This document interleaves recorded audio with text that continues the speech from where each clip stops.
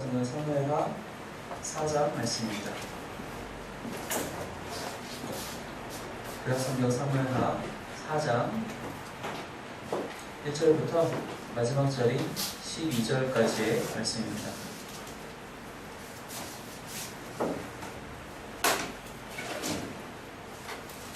사무엘하 4장 1절부터 12절까지의 말씀 저와 여러분이 한 절씩 번갈아 가면서 읽도록 하겠습니다. 제가 먼저 1절 말씀 읽겠습니다.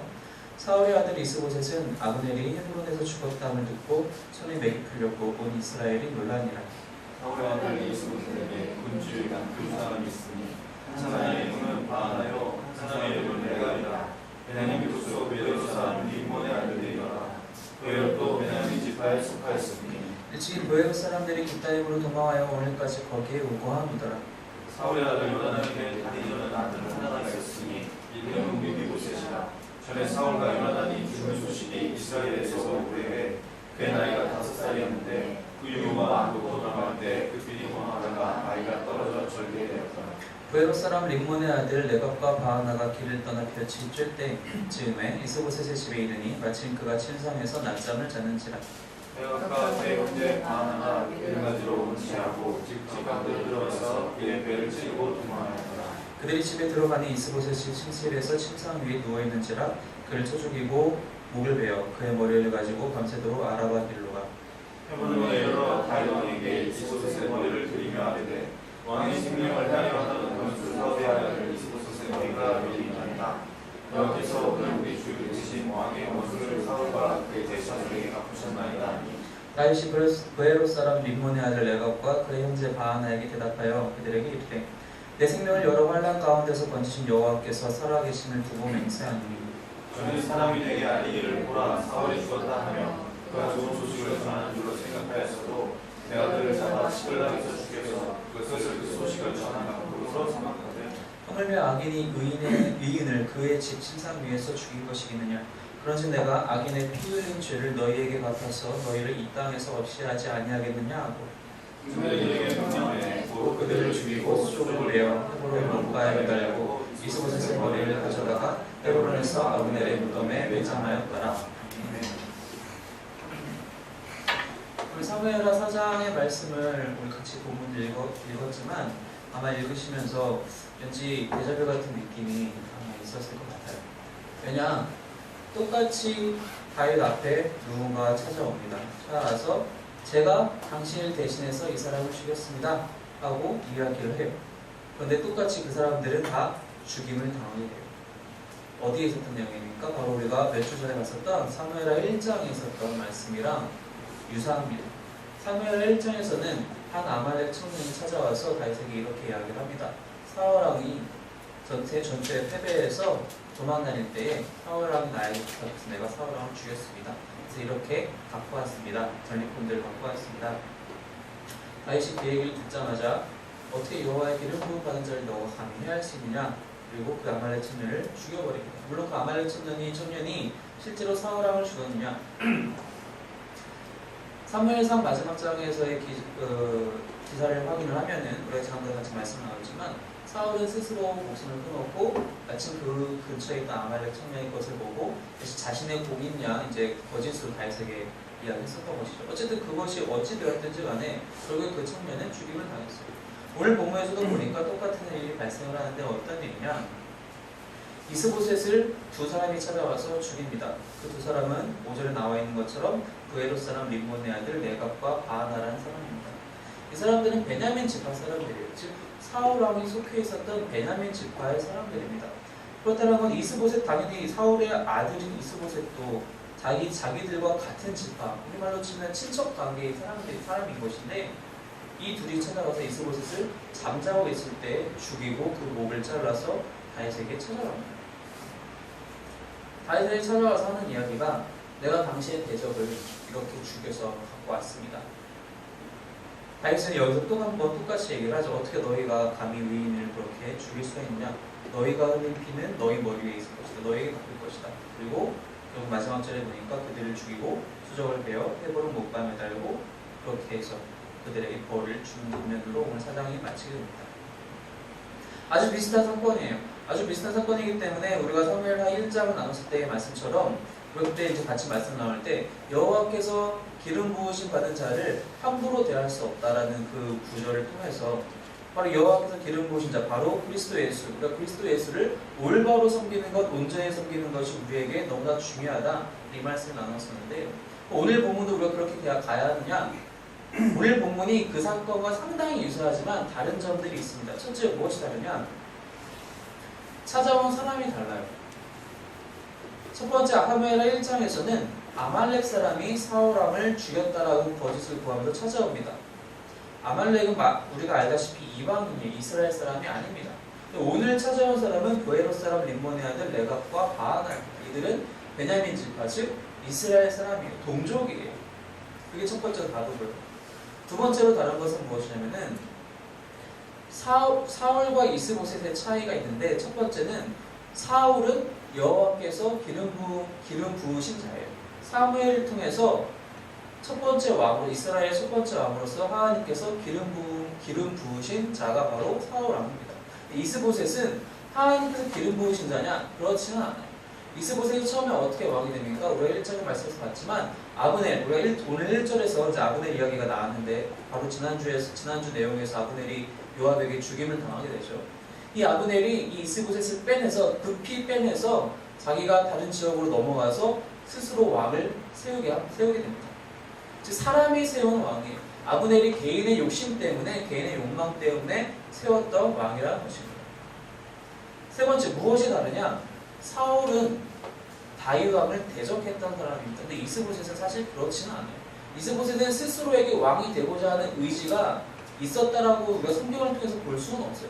아브넬이 데리고 와서 그냥 왕을 만들어버린 것이기 때문에 이스보셋이 스스로 왕이 되고자 했다면 사실은 먼저 액션을 취했겠죠. 그런데 왜 우리가 또 다윗을 대적하지 않았냐고 얘기할 수 있냐면은 지난 3장에서 다윗이 이렇게 이야기합니다. 내 예전 처였던 미가를 데려와 달라. 14절에 지난 3장 14절 말씀에 보면 다윗이 사울의 아들 이스보셋에게 전령을 보내서 내 처 미가를 내게로 돌리라. 그랬더니 이스보셋이 그것을 당장 수행해요. 그래? 너 당연히 그렇게 해야지 하고 이렇게 미가를 다시 다윗에게로 보내게 됩니다. 그러니까 이스보셋의 마음에서는 다윗을 대적하고자 하는 생각이 전혀 없었어요. 사실 이런 큰 차이가 있어요. 이런 큰 차이가 왜 중요하냐? 이 고헤롯 사람인 이 레갑과 바하나 이 두 사람이 이 이스보셋을 죽일 때에는 어떤 마음으로 죽였을까? 이 차이점에서 나타날 수 있다는 겁니다. 이 사람들이 왜 이스보셋을 죽였을까? 이 사람들은 아까 얘기했던 것처럼 베냐민 지파요 이스라엘 사람들이에요. 이 사람들은 아마 이 이스보셋 밑에서 어떤 자리들을 하고 있었을 거예요. 그렇기 때문에 그래도 이미 아브넬은 죽었고 많이 쇠락한 왕이지만 그 왕이 머무는 집에 자연스럽게 들어갈 수가 있었어요. 그렇다는 얘기는 이 사람들 역시 이스라엘 사람들이고 왕의 근처에 있었고 많은 정보들을 들었기 때문에 다음 하나님께서 손을 들어주시는 자는 다윗이라는 것을 알고 있었어요. 그래서 어떻게 알 수 있냐면 지난 장에서 나왔던 아브넬의 이야기를 통해서 알 수 있어요. 아브넬은 이미 예전에 알았어요. 그래서 우리가 지난주에 말씀을 나눌 때 아브넬은 그것을 알고도 이스보셋을 왕을 삼았기 때문에 자신의 욕망과 자신의 욕심을 드러내고자 하나님의 뜻과 상관없이 살고자 하는 그의 마음이 분명히 있었다고 같이 말씀을 나눴습니다. 근데 아브넬이 그러면서 뭐라고 이제 다른 이스라엘 장로들을 회유하냐면은 너희도 알지 않느냐, 그리고 너희도 바라고 있지 않느냐, 다윗이 왕이 되는 것을 이렇게 회유를 한단 말이에요. 3장에서. 그렇다는 얘기는 이스라엘의 대부분의 장로들이 다윗을 왕으로 바라고 있었고 그것이 하나님의 뜻이라고도 알고 있었고 느끼고 있었다는 거예요. 그럼 당연히 여기에 나타난 레갑과 바하나도 그 이야기를 알고 있었고 다 그 사실에 대해서 전혀 의심하지 않았을 거예요. 왜? 이미 일단 아브넬은 죽었고 오늘 1절 말씀해 보니까 아브넬이 죽었다는 얘기를 듣자마자 이스보셋은 몸에서 기력이 딱 빠져나가는 거예요. 아무런 힘을 더 이상 쓸 수 없었던 거겠죠. 자기의 거의 오른팔이 아니라 자기 석정이었던 아브넬이 죽었잖아요. 자기가 뭔가 행할 수 있는 능력이 없고 아무것도 없어요. 군사력도 없고 정치력도 없고 그렇다 재력이 있는 것도 아니에요. 그런 상황에서 이 두 사람은 하나님은 분명히 다윗 왕을 쓰실 거야. 그러면은 이스보셋을 죽이는 것이 그 길을 재촉할 수 있는, 그 길을 좀 더 빨리 갈 수 있는 좋은 방법일 것이다 라고 생각을 하게 된 거예요. 그래서 이스보셋을 찾아갑니다. 그리고 이스보셋이 잠들어 있을 때, 정말 너무 비겁한 방식이죠. 잠들어 있을 때 그를 죽이고 그 머리를 잘라서 다윗에게 찾아갑니다. 가서 뭐라고 이야기하느냐, 8절 말씀에 보니까 다윗에게 이걸 보여주면서, 이스보셋의 머리를 보여주면서 뭐라고 얘기하느냐, 왕의 생명을 해하려 하던 원수 사울의 아들 이스보셋의 머리가 여기에 있나이다. 여호와께서 오늘 우리 주 되신 왕의 원수를 사울과 그의 자손에게 갚으셨나이다. 자기들이 죽였어요. 자기들이 이스보셋을 죽였는데 뭐라고 그것을 서술하냐면은, 여호와께서 오늘 우리 주 되신 왕 즉 다윗 당신의 원수를 사울과 그의 자손에게 갚으셨습니다. 하나님이 하신 일입니다 라고 이야기를 해버린 거예요. 자기들이 죽여놓고서 이것은 하나님이 하신 일입니다 라고 이야기한 거예요. 사울을 죽였다라고 고백했던 아말렉 청년은 이방인이에요. 그는 하나님과 관계없는 사람이에요. 그는 하나님의 뜻을 알지도 못해요. 다만 자신이 무언가 한 자리 뭔가 좀 차지할 수 있지 않을까, 어떤 보상이라도 받지 않을까 다윗이 찾아갔던 거예요. 근데 이들은 정확하게 목적을 어디에 두고 있었냐면, 이것은 하나님의 뜻을 이루는 방법이다. 그것을 목적으로 삼고 이스보셋을 죽이고 찾아와서도 동일하게 그렇게 이야기를 하고 있어요. 이것이 맞는 방법이었습니까? 그렇지 않아요. 만약에 이것이 맞는 방법이었으면 다윗은 이미 예전에 사울을 죽였어요. 2번이나 기회가 있었잖아요. 우리가 사무엘상 말씀을 봤다시피 2번이나 기회가 있었어요. 사울이 동굴로 찾아왔을 때, 볼일을 보려고 동굴에 들어왔을 때 죽일 수 있었어요. 하지만 모짜랑만 잘랐어요. 사울이 자기 천막에서 자고 있을 때도 들어와서 죽일 수 있었어요. 창만 가지고 나왔어요. 다윗은 충분히 방식이 그럴 수 있는 기회가 여러 번 있었지만 이렇게 하지 않았더라는 거예요. 하나님의 뜻을 이루기 위해서 사람을 죽이고 생명을 함부로 하고 이런 방식으로 하나님의 뜻을 이루려고 하지 않았다는 것입니다. 그런데 이들은 이 두 사람을 내각과 바하나는 사람을 죽임으로써 하나님의 뜻을 이룰 수 있다라고 잘못된 생각을 하고 있었다는 겁니다. 무슨 뜻이냐?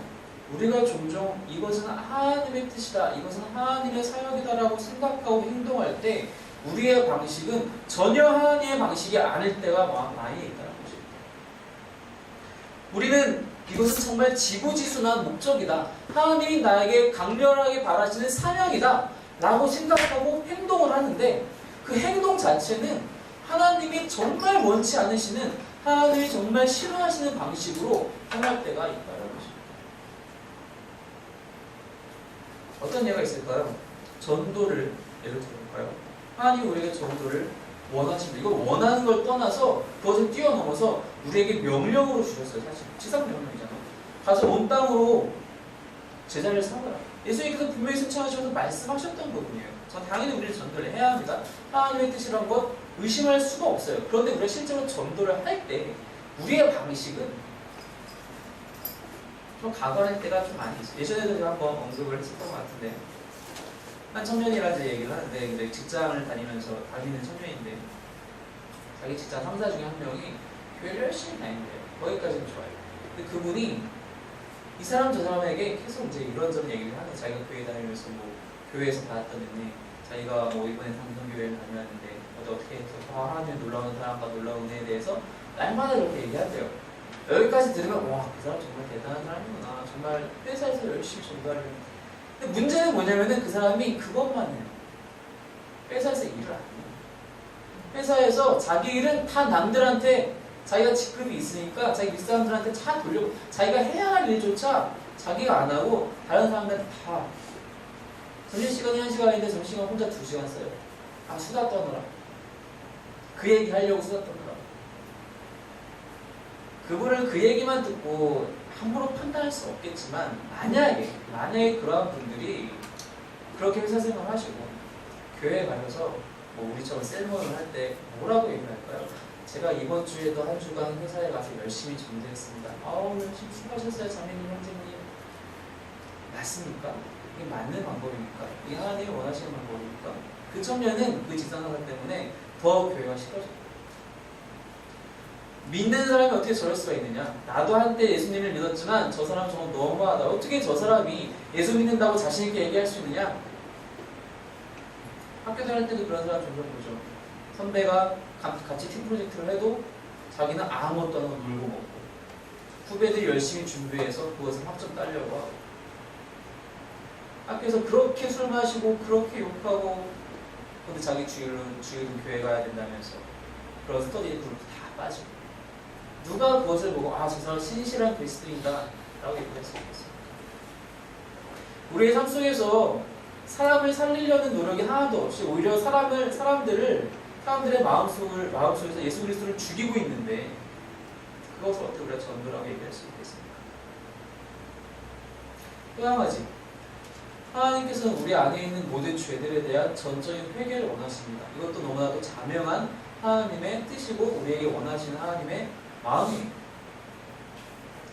우리는 회개를 합니다. 우리는 죄 지었을 때 회개를 해요. 여러 번 언급했던 부분이기도 하지만, 정말 너무 극단적인 예가 될 수도 있지만 밀양이라는 영화를 다시 한번 떠올려볼까요? 회개를 했어요. 하나님께. 그럼 내 마음 평안해졌어요. 상대방의 마음은 전혀 평안하지 않아요. 그는 난 회개했기 때문에 오케이. 내가 진수 형제를 사기를 쳤어요. 5천만 원 사기를 쳤어요. 근데 나는 그 사기를 친 이후에 마음이 너무 아픈 거예요. 아, 하나님, 제가 왜 그랬을까요? 이 5천만 원 제가 좋은 곳에 쓰고 제가 회개하겠습니다. 그리고 밝은 표정으로 다음날 진수 형제를 만나요. 진수 형제 저는 다 회개했어요. 진수 형제 마음속에서 그 해결이 됐어요? 전혀 되지 않아요. 내가 그 사람에게 용서를 구하지 않았는데 진정한 회개가 될 수 없다는 거예요. 내가 하나님의 뜻이라고 생각하고 이것이 맞는 방식이라고 생각해서 행하지만 실제로는 하나님의 뜻과 전혀 상관이 없는 일을 할 때가 너무나 많이 있다라고. 하나님은 우리가 사람을 죽이는 방식으로 당신의 뜻을 이루고자 하시는 것, 하려고 하시는 마음이 전혀 없으세요. 우리는 때로 하나님을 너무 사랑한 나머지 사람을 사랑하지 못해요. 그래서 우리는 잘못된 방식으로 하나님의 뜻을 이루려고 노력한다는 것입니다. 사실 저도 마찬가지예요. 저도 제 성격인지라 일단 일이 되는 걸 좋아해요. 그러니까 어떤 일이 맡겨지면 이 일이 돼야지 이제 그 일을 끝내고 진행시키는 거지, 일이 되지도 않는데 어떤 다른 모든 사람들이 예를 들어서 어떤 사람에게 이 일을 맡겨서 이 일이 돼야 될 텐데 안 되면은 답답해하죠. 당연히 답답하고 아, 차라리 내가 하고 말지. 혹은 일의 효율성이 더 중요하다고 생각할 때가 있기 때문에 그렇기 때문에 다른 사람들의 마음을 챙기지 못할 때도 분명히 있어요. 근데 하나님이 원하시는 것은 일이 되고 안 되고가 문제가 아니라 이것이 교회 공동체로서 작용하고 있느냐, 이 일을 정말 교회 공동체로서 하고 있느냐, 교회가 하나님 안에서 당신의 사랑을 충만하게 실천하고 있느냐. 분명히 예수님께서 신약에 넘어오셔서 말씀하신 것은 하나님을 사랑하라, 둘째도 이와 같으니 내 이웃을 내 몸과 같이 사랑하라. 우리가 하나님을 너무 사랑해서 하나님의 뜻을 이루고 싶다면 절대로 그 방식에서는 우리의 이웃을 죽이는 방식으로 돼서는 안 된다는 겁니다. 내가 직접적으로 그 사람에게 해를 입히는 것만 그 사람을 죽이는 것이 아니에요. 내가 그 사람에게 예수 그리스도의 향기를 드러낼 수 없다면, 예수님의 마음을 전해줄 수 없다면, 그래서 그 사람 마음속에 있는 작은 희망조차도 우리가 죽여버린다면 그것이 바로 그 사람을 해하는 방식이라고 합니다. 우리의 삶을 다시 한번 좀 돌아볼 필요가 있어요. 내가 전도한다고, 혹은 내가 회개한다고, 내가 하나님의 뜻을 이룬다고, 내가 예배한다고, 내가 그런 좋은 목적을 가지고 실제로 해냈지만 정말로 그것이 하나님이 원하는 방식이었는가? 다윗은 1장 이후로, 사무엘하 1장 이후로 사실 다윗이 한 건 아무것도 없는 것 같아요. 다 하나님이 해주세요. 사무엘상 마지막 장에서 사울도 죽었어요. 다윗이 죽인 게 아니거든요. 바로 전장의 3장에서 아브넬도 죽었어요. 다윗이 죽인 게 아니에요. 이번 장에서 이스보셋이 죽었어요. 다윗이 죽인 게 아니에요. 어떻게 보면 다윗은 참 어부지를 얻었다라고 할 수 있겠어요. 하지만 다윗은 이 상황에 대해서 뭐라고 고백하냐면은 9절 말씀 보니까 오늘 다윗이 그의 사람 림몬의 아들 네갑과 그의 형제 바하나에게 대답하여 그에게 이르되 내 생명을 여러 환난 가운데서 건지신 여호와께서 살아계심을 두고 맹세합니다. 무슨 뜻이냐? 다윗은 정확하게 자신의 구원을 누가 행하고 계신지 알고 있었어요. 이것은 사람의 손에 달려있는 일이 아니고 하나님이 하시는 일이다. 우연히 사울이 죽었네? 우연히 아브넬이 내 뜻으로 해온 것도 아닌데 죽었네? 이스보셋이 또 우연히 죽었네? 내 길이 열렸네? 우연이 아니라는 거예요. 이 모든 일들 가운데 자신을 구원하시는 분은 하나님이시다. 난 사람의 손을 빌어서 이 일들이 될 거라고 기대해 본 적도 없고 원했던 적도 없다. 하나님이 나를 환난 가운데서 건드시고 나를 구원하시는 분이시다라고 정확하게 다윗은 고백하고 있더라는 거예요. 사람의 방식으로 하려고 할 때 절대로 되지 않는다는 것입니다. 이스라엘 백성들이 출애굽을 할 때 사람의 방식으로 출애굽했습니까?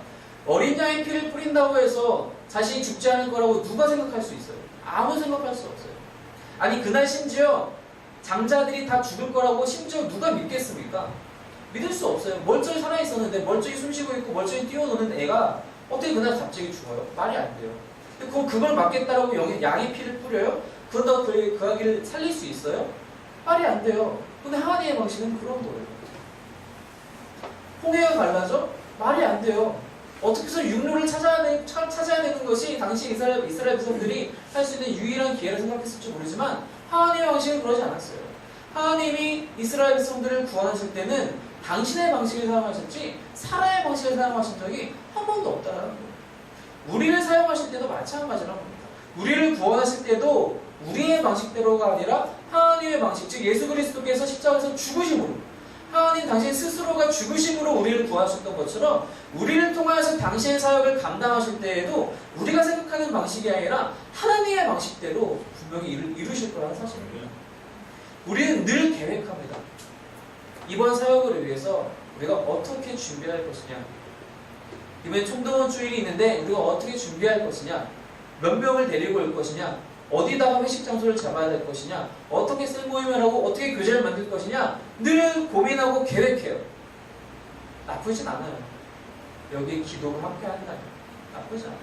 당연히 해야 할 일입니다. 근데 우리가 기도 없이 이렇게 한다면, 하나님의 뜻을 묻지 않고 하나님의 방식을 묻지 않고 이렇게만 한다면 이거 절대로 하나님이 원하시는 방식이 아니란 겁니다.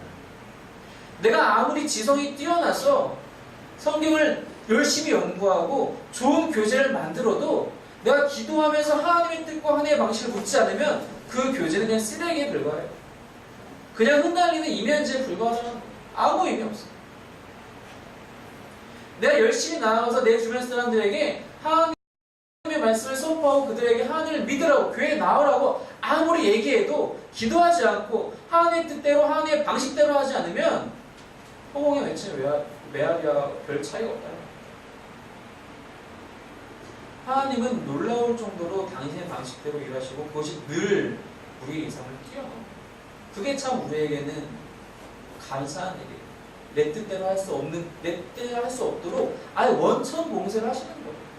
내 계획이 다 무너지고 내 방식이 다 무너져서 하나님의 방식대로 일하시는 것은 참 우리에게 은혜라는 것입니다. 왜? 내 방식으로 해서 성공하잖아요. 우리는 쉽게 교만하죠. 야, 내가 이 정도 해가지고 교회가 1만 명이 된 거야. 내가 이 정도 했으니. 미국에 있는 캘리포니아 주에 있는 우리나라 말로 수종교회 크리스탈 처치라는 교회가 있잖아요. 몇 년 전에 부도 났어요. 교회가 부도 났습니다. 이해가 안 가죠. 교회가 부도도 나요. 삐까번쩍한 그 교회당을 예배 건물을 짓기 위해서 진짜 말 그대로 밖에서 보면 으리으리하게, 그래서 그 이름 자체가 크리스탈 처치잖아요. 정말 크리스탈처럼 그 안에다 막 엄청 비싼 파이프를 하고 부도났어요.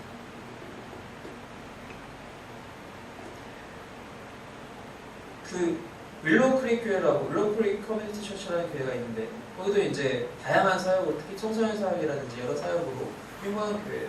그 교회 목사님도, 비라이베스 목사님도 엄청난 교인이 있지만 회개했어요. 내가 이게 맞는 방식으로 하나님의 뜻대로 목회하는 건지 모르겠습니다라고 얘기를 해요. 정말 남들이 보기에 성공적인 목회를 하는 사람도 내가 지금까지 하나님의 방식으로 한 건지 모르겠다, 나 다시 시작해야겠다라고 얘기를 하더라고요. 우리가 살아갈 때 우리 방식대로 성공하면은 쉽게 교만해지더라고요. 나는 이 정도면 나는 이 정도 할 수 있는 사람이구나. 그럼 기도하지 않아요. 교만에 들어오면 기도하지 않아요. 내가 할 수 있는데 왜 기도합니까? 하나님이 하신다는 것입니다. 하나님께서 하나님의 방식대로 하신다는 것입니다. 우리는 그 옆에서 기도하면서 하나님 제발 저를 사용해 주세요라고 기도해야 된다는 거예요. 우리는 하나님께서 일을 이루실 때 방관자가 돼서는 절대 안 되는 겁니다. 하나님의 뜻은 어쨌든 이루어질 텐데 우리가 거기에 방관자가 될 것이냐, 대적자가 될 것이냐, 아니면 우리가 함께 참여하는 동역자가 될 것이냐. 그러니까 모든 일들을 선한 명분을 갖고 한다 하더라도 우리의 방식이 잘못되면 그래서 오히려 하나님을 대적하는 일이 될 수 있다는 것입니다. 하나님의 방식을 따라가시기 바랍니다. 우리 스스로의 힘으로 할 수 없어요. 늘 기도 가운데 하나님 제가 이 일을 행하고자 합니다. 하나님이 원하시는 이 일을 행하고자 합니다. 이 복음을 전하고자 합니다. 이렇게 주님께 나아가고자 합니다. 하나님, 당신이 원하시는 방식은 무엇입니까? 제가 그 방식을 깨닫지 못하더라도 부지부식간에라도 저를 사용하여 주셔서 오직 하나님의 방식대로 이 일이 이루어지도록 주여 도와주시옵소서. 제가 순종할 수 있는 믿음을 주시옵소서. 저에게 지혜를 허락하여 주시옵소서 라고 이런 기도해야 된다는 거죠. 그거 외에는 방법이 없습니다. 다윗처럼 정확히 모든 환난에서 건지신 분이 하나님이시라는 것, 그 환난에서 건지시는 방식조차도 하나님의 방식이라는 것을 알았던 다윗처럼 우리의 믿음 역시, 우리의 기도 역시, 그리고 우리가 행하는 사역 역시 하나님의 뜻 안에서 하나님의 방식대로 이루어져서 하나님께서 기뻐하시는 교회, 하나님께서 기뻐하시는 성도가 되시기를 예수님의 이름으로 축원합니다. 같이 기도하겠습니다.